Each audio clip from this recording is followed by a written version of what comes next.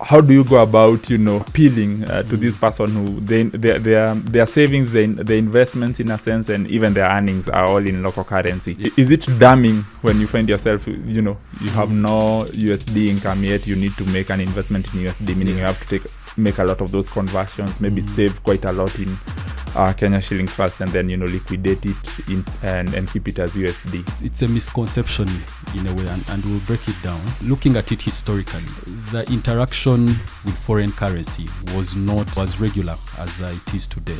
The number of dollar products were not as many. So online transactions, for example, were unheard of. But now you can make transactions as small as less than $1. It's highly likely that you're going to interact with dollars more frequently going forward than you used to in the past. That mindset needs to change. To just think that, I will always transact in Kenyan shillings.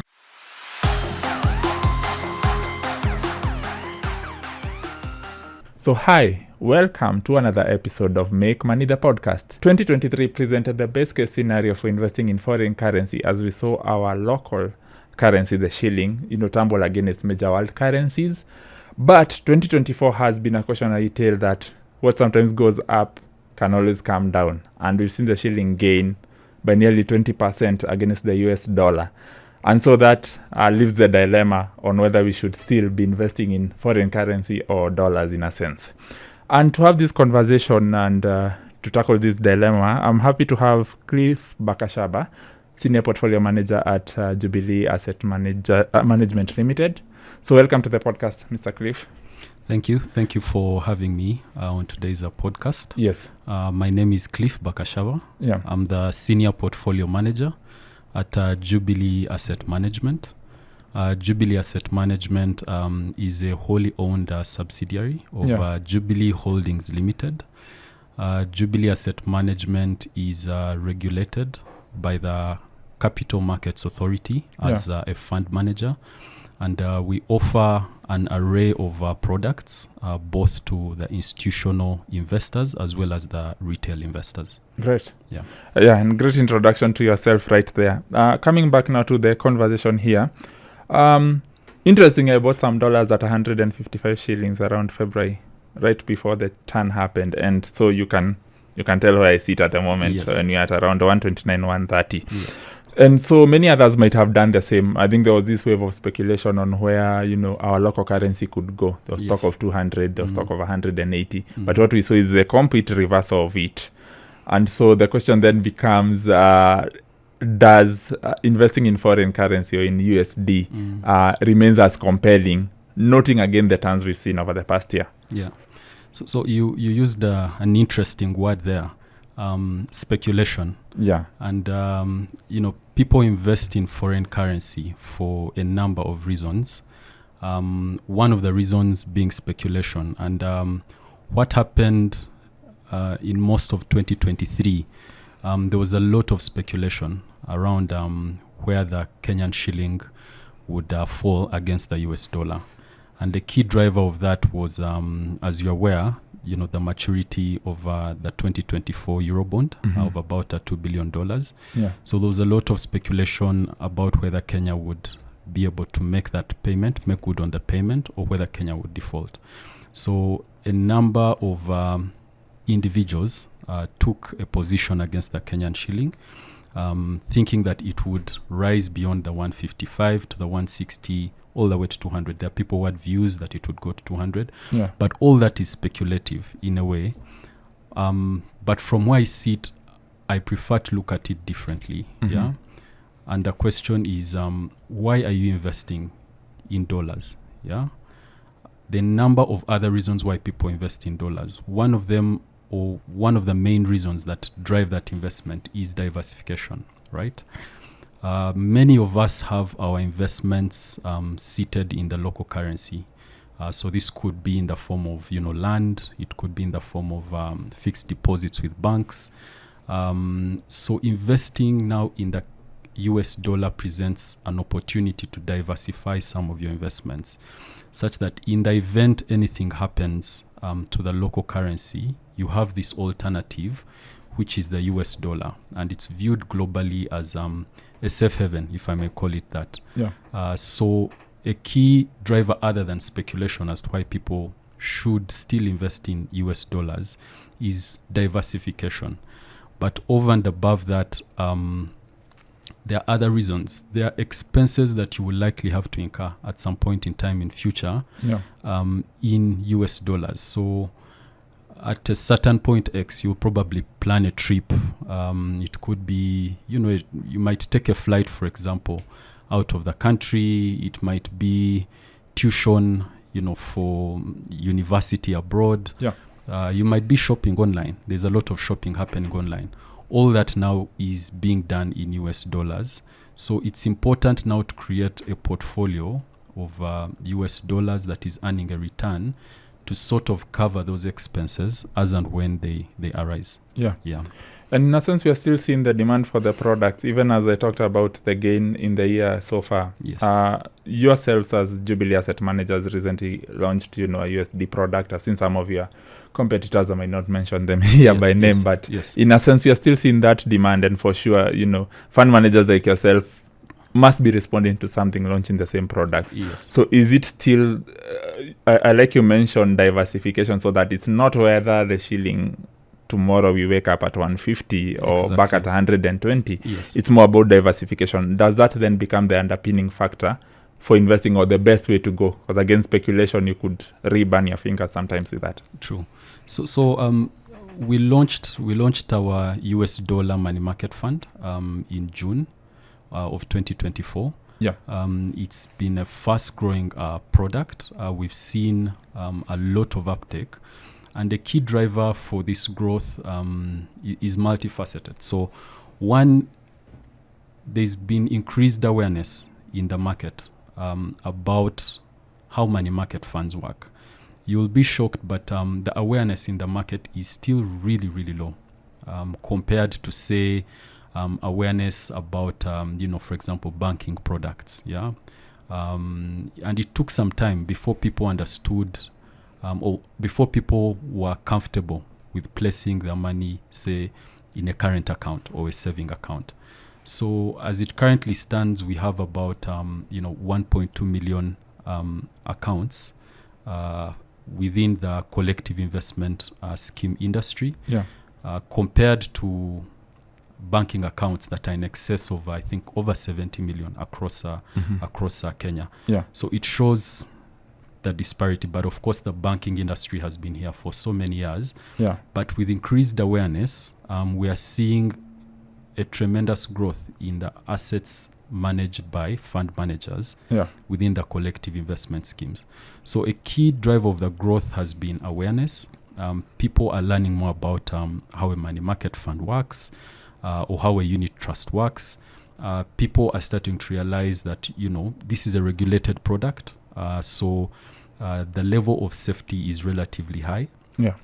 People are starting to understand, the return opportunities presented by these products, the risks attached to these products. But over and above that, people are starting to appreciate the importance of diversifying, especially after what happened last year. It became apparent that, you could lose 20% of the value of your money in such a short period of time. So people are starting to realize, what, let me not put all my eggs in one basket. Let me have, this wallet that has my investments in Kenyan shillings, but also have a separate wallet that has some investments in US dollars. And, the return grows over time. People only look at the return in terms of the interest that is offered. Yeah. But the fact that, as the currency depreciates, you also stand to make gains. Part of why people were speculating on the currency. So there are a number of ways you can make a return on the US dollar, in addition to the diversification benefits. Yeah. Now, there are a bit of, I don't know, they call them myths or misconceptions around investing in foreign currency. And I would like to read them out to you, and then we can always tackle each. So I think the first one is, a lot of people think I must be earning in dollars for me to invest in dollars. Yes. So they are quite, it's a shilling salary. I mean, most of our salaries, we are not quite the dollarized economy, say, unlike Zimbabwe and the likes. Yes. How do you go about, appealing to this person who their savings, the investments in a sense, and even their earnings are all in local currency. Yeah. How do they go about? Is it damning when you find yourself, you have no USD income yet, you need to make an investment in USD, meaning you have to make a lot of those conversions, maybe save quite a lot in Kenya shillings first, and then liquidate it and keep it as USD. How would you respond to someone wondering, and in shillings, not a lot of them for that matter, and here you are trying to get me to diversify my investment? How do we go about that? So you mentioned something interesting. It's a misconception in a way, and we'll break it down. From looking at it historically, the interaction with foreign currency was not as frequent or as regular as it is today. So, the number of, say, forex bureaus were not as many. The number of dollar products were not as many. And, online transactions, for example, were unheard of. So possibly the only time you would interact with dollars would be, say, you're traveling abroad. You go to a forex bureau, you change your Kenyan shillings for dollars, you pay to the travel agent, and that's your last interaction with dollars. But now we are living in sort of a decentralized age, whereby the frequency of transactions has increased. You can make transactions as small as less than $1. Using just your card or using your mobile phone. So there's a lot of advancement in technology, and that has increased the velocity of transactions, and therefore it's highly likely that you're going to interact with dollars more frequently going forward than you used to in the past. So that mindset needs to change, to just think that I will always transact in Kenyan shillings. And we are now a global economy. You can do business with someone in China. You can do business with someone in Europe, someone in US. We are not just doing business, within the country. So with global trade growing, we are looking at more trade happening across Africa, more trade happening across the globe.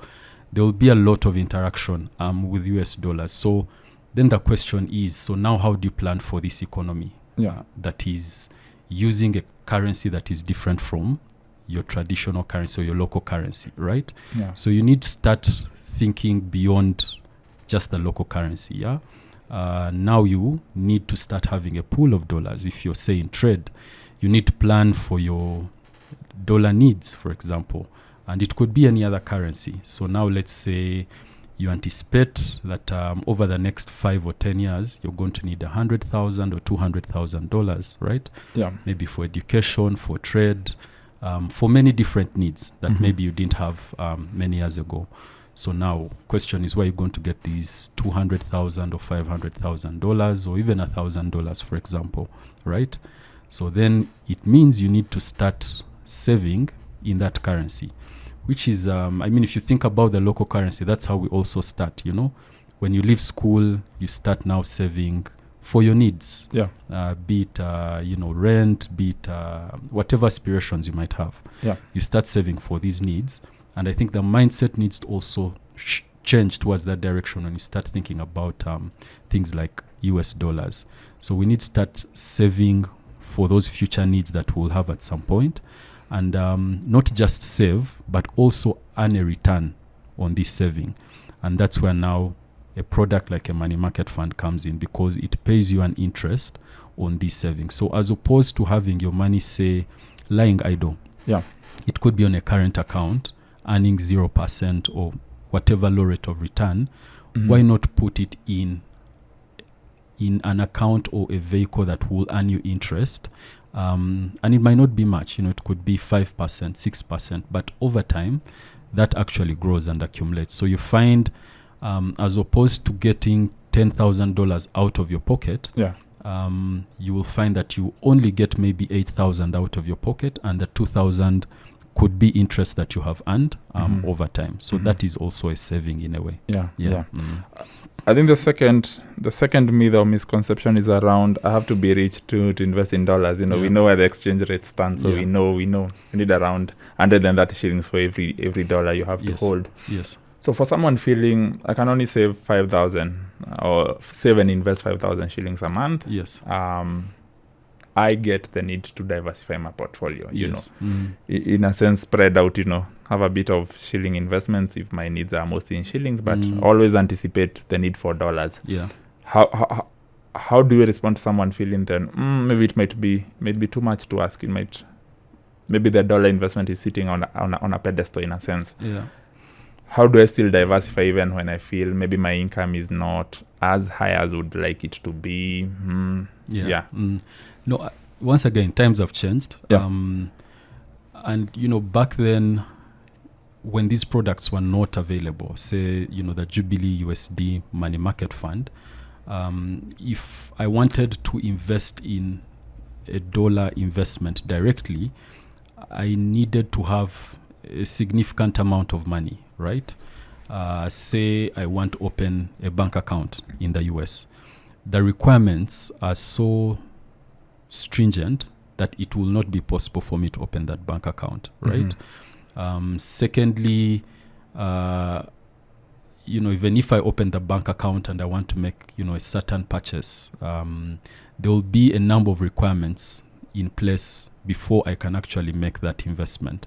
So then those were one of the reasons that drove us to now coming up with such products. So, for example, with the Jubilee USD Money Market Fund, we started off with a minimum investment amount of $1,000. Yeah. So that's approximately about 130,000 Kenya shillings. I mean, if you think of the most popular investment in Kenya, probably being land, with 130,000 shillings, there are very few places you would struggle to find. Quite in the remote you really have to get go anything close to that amount. Yeah, exactly. But here, with 130,000 Kenyan shillings, once converted into dollars, that's approximately $1,000. You can start earning a return in dollars, and you can top up with an amount as low as $500, right? So $500, we are looking at about less than 70,000, right? Less than 70,000 Kenya shillings, and therefore, we are working on even how to see how we can bring that amount even to as low as even $100, to be able to just put 100 aside every month. Over time, that money will grow. So you don't need to have a huge sum of money. You don't need, I don't know, 100,000 or $1 million to be able to invest in US dollars. Things have been decentralized. Now you can access these opportunities with much lower investment amounts. And the advantage here is if I had this $1,000 as an individual and I said, let me invest on my own, chances are I will make one investment, right? If I can even find that opportunity. However, when I invest through a money market fund, such as the Jubilee USD Money Market Fund, it gives me an opportunity to invest alongside other investors. So we are a pool of, say, 100, 200, 1,000 investors that have all contributed $1,000. That has grown to, say, over $1 million. And now, as the fund manager, we can go out and look for different opportunities, right?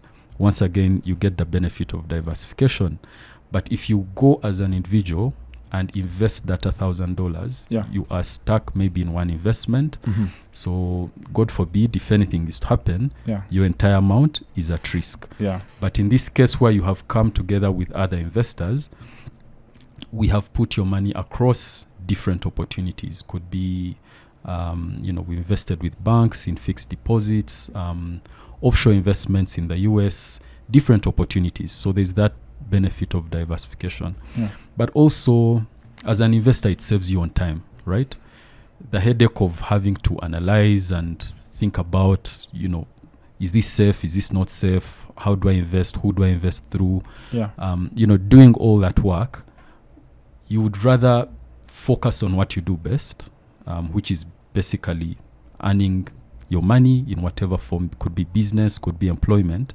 Then let a professional manager focus on managing your investments, right? Yeah. So that is the convenience that we are bringing to the market, to try and make it easy for people to access these opportunities with very low investment amounts, but also the flexibility, the ability to, you can invest today, 2 days you can come and say, I want my money, and it will be made available. So there's the convenience as well as the flexibility that comes into play. Yeah. I think now coming back to the environment we're operating in, and we know where interest rates are headed. I think the US Federal Reserve has begun this rate cutting cycle. Yes. And so the prospect of certain USD investments, more so fixed income in the US, might be coming down in terms of the rate of return you get. Yes. So there's always that prospect of an even stronger shilling than we've even seen so far this year, and perhaps a weaker dollar. I wonder how someone should be interpreting these movements. They might be short term or last on year for a short period of time. But is this something to consider, where perhaps your base currency is moving to? Is it something to consider, or do you just invest and, just have that benefit of diversification without worrying too much about the cyclical movements in rates? Yeah, so I mean, it's something you definitely have to consider. Interest rates are a major determinant of basically so many things in the economy, right? One of them, being movements in the currency.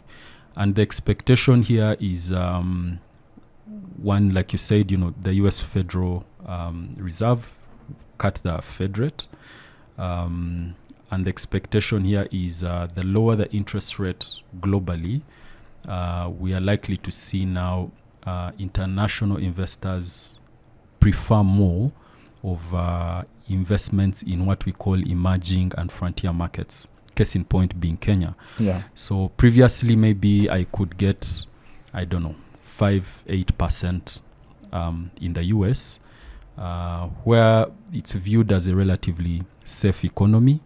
But now the rates have come down. So the question is, where am I going to get this return? So then you're likely to see some US dollars or some foreign currency flow into some of these markets, such as Kenya. But there are other determinants when it comes to movements of fluctuations of the currency, or the Kenya shilling against the dollar. A key factor to note, and this goes, historically, most economies in our region are net importers, right? So that basically means we import more than we export, right? Yeah. And to import, automatically, we have to give up our foreign currency in order to be able to get whatever it is we want to import. Yeah. A major import, say, for Kenya is fuel, right? And therefore, now we start looking at things like the prices of oil, right? So yes, interest rates might be coming down, but when there's an escalation of geo-conflict within Middle East, maybe Iran launched an attack on Israel, the oil prices start moving, right? Yeah. So the question is, the next importation of fuel, at what price will we be importing it at? Yeah. Do we have to pay more dollars? And if we have to pay more dollars, where are those dollars going to come from? Mm-hmm. Does it mean that we might have to give up some of our Kenya shillings, which usually now translates into some fluctuations in the currency? Mm-hmm. Additionally, we have a lot of borrowing in foreign currency as well. Almost close to 50% of our public debt as Kenya is in a foreign currency as well. So that means the interest we pay on this debt, the redemptions will still be in foreign currency, right? Yeah. So the question is, where's that foreign currency going to come from? Mm-hmm. So there are a number of other factors that come into play when we look at things that impact movement of the Kenya shilling. Yeah. So all that can cause some fluctuations beyond just what we are seeing with the interest rates. Yeah. geopolitics, whatever is happening within our neighboring region has a direct impact on our currency. So there's still a strong case to look at investment in US dollars. And in this case, we are not saying, look, move 100% of your investments and put them in US dollars. No. We are saying, look, start creating this pot or this buffer of dollar investments, right? I mean, if whatever direction the currency goes, you will know, look, I have these dollars. At a certain point in time, when this need arises to invest in, say, or to, make an expense in dollars, I will have the money ready. I will not start now, digging into my Kenya shilling pot to start converting and then making this payment. So that's how I would look at it. And I think you touched an important point around we have these, I like to call them stubborn twin deficits, and you mentioned it. We have a trade deficit where we consume more from the outside than we send to the outside. Basically, we have more imports than exports that we make. And secondly, you touch around our fiscal deficit where we have to borrow and some of these needs are met externally. And without wanting to sound like a speculator then the long view perhaps then becomes a weaker local currency over time. Even as we have these fluctuations, we talked about geopolitical risk and how they play out in the interest rates market and also currency markets. And we also spoke of interest rates, decisions made by central banks. Those then might appear as very cyclical. But we have this long view where we have these, I like to call them the two stubborn twins, that we're importing more than we are exporting. And we keep borrowing. Then does that perhaps sort of galvanize the case for, we still have faith with our economy and we are still growing, but it's good to build that part. Do you feel that in a sense then solidifies the case point for investing? You're spot on when it comes to that. And look, the historical trend is clear, right? I think historically, the depreciation has ranged between, I think, 9 to about 12% per annum, maybe over the last 10 years or so. And the question is, what has changed for that trend to sort of take a different turn? So in the long term, yes, in the short term, you'll have some cycles, like you've said, due to all these movements that are happening. But when you think about it long term, and this is maybe 5-10 years or so, because of the structure of our economies within the region or within Africa, the expectation is you will always have a stronger demand for dollars than, say, for local currency. So in the long term, the expectation is that historical trend will likely continue. Great. And just to add a point, depending on which generation you're from, there are people who remember the shilling at 69 to the dollar, others at 80, others at 100. We've seen it at 160. I don't know where the next generation might see. Right now we're at around 130, so it quite shows you where we are coming from. And I think that sort of puts a cap to the conversation. So I'd like to thank you very much, Mr. Cliff, for being on the podcast this week. And we appreciate you, and we'll keep the conversations going to see the case where the cases exist and the opportunities. So that has been Cliff Bakashaba, portfolio manager, senior portfolio manager for that matter, at Jubilee Asset Management Limited. And that has been another episode of Make Money, the podcast. Remember to catch us nation.africa, businessdailyafrica.com, and wherever else you catch your podcast. Catch you next time.